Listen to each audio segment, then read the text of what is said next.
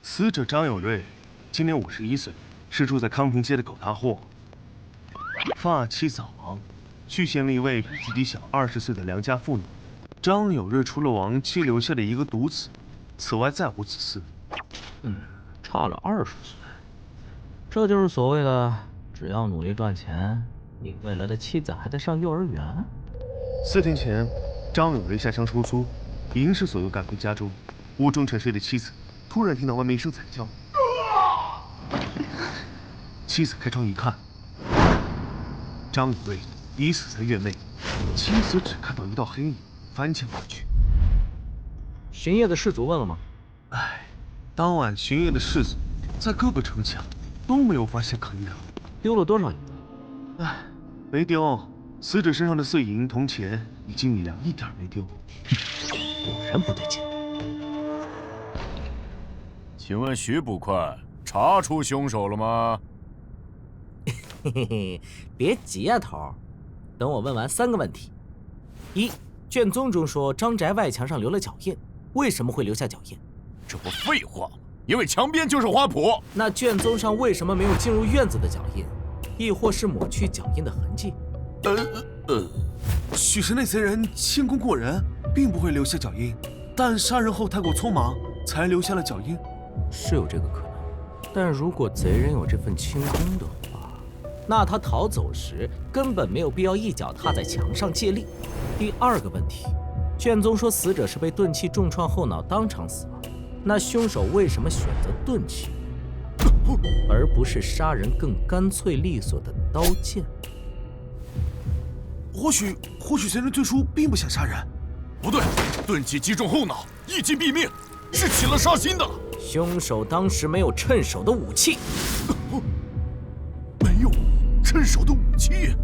最后一点，也是我比较在意的，大夫诊断出张氏怀有身孕。真是可怜啊，孩子没出生就没了父亲。是啊，吃瓜群众能不能不要插嘴呀？张杨氏与死者差了20岁，嫁给死者有小10年了，怎么独在这个时候怀孕？也许孩子根本就不是死者的。到底怎么回事？快说清楚！也许这不是入宅盗窃，而是偷情杀人案。张杨氏背着丈夫偷情，奸夫要么是外面的汉子，要么是死者的儿子。2人趁着死者外出收租，双方秘密幽会。谁料到死者竟然提前归来，当场捉奸。双方手心，奸夫一怒之下抓起钝器，打死了死者。张杨氏和奸夫匆忙处理了现场，并将死者拖到院中，伪装成贼人入宅偷盗。如果贼人真的是求财，就绝对不会在那天晚上动手，而是会等着死者把收租的银子兑换成银票再下手。你为什么觉得奸夫有可能是死者的儿子？我怀疑他的理有2点。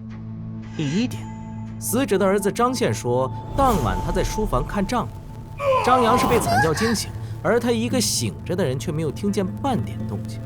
第2点，如果找不到贼人潜入时在花圃留下的痕迹，那么这个所谓的贼人很可能是不存在的。以此推测，凶手就是死者的儿子。升堂威武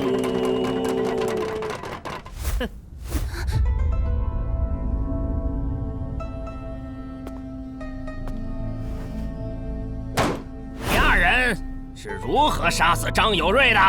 从实招来！大人何出此言？草民怎么会杀害生父？王捕快已经推理出真相来了，还想狡辩？那我问你，事发时你在何处？草民在书房看账目。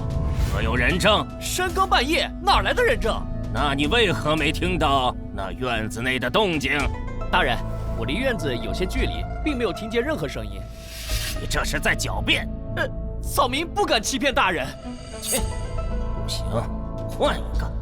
张杨氏，本官问你，你与张有瑞成亲10年，无所出，为何如今又有了身孕？是不是你与继子苟且，谋杀亲夫？大人，民妇冤枉了。